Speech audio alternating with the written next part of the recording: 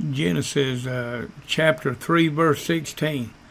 Genesis chapter 3, verse 16. Unto the woman we know now as Eve, he said, I will greatly multiply thy sorrow, and thy conception. In sorrow thou shalt bring forth children. Do you realize that's the reason a woman goes through all the birth pains in delivery? That's not the way God intended it originally. It's all part of the curse. This is what sin brought in.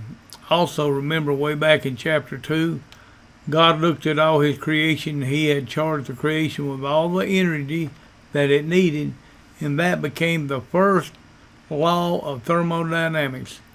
The definition of thermodynamics is, there is nothing now being created or destroyed.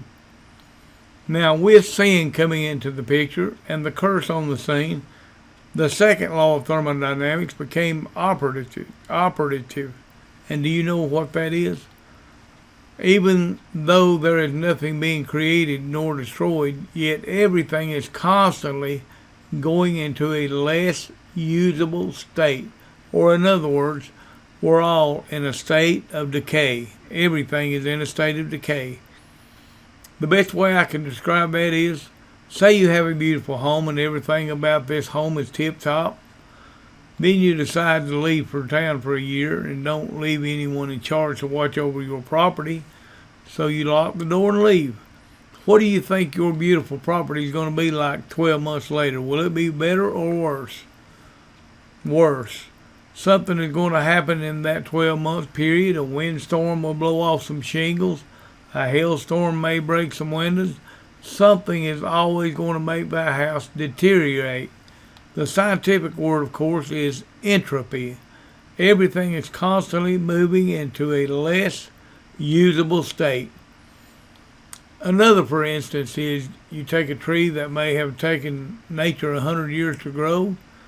It has taken the sunlight, rain, and the nutrients from the ground to grow that tree.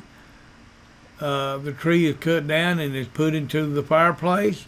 You burn that tree to the place where there's nothing left but ashes.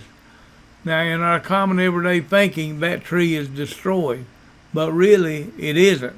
Every part of that tree is still in the universe, including the heat that went up the chimney, because heat is energy. The ashes that are left are all part of that which came from the earth and sun to begin with. So that tree was just put in a less usable state. Gasoline is another example. You fill up your car tank with gasoline and we think we burn that gasoline up. No, we don't. We merely put it in a less usable state. It goes up into the atmosphere as heat. It creates energy to move our car up and down the road.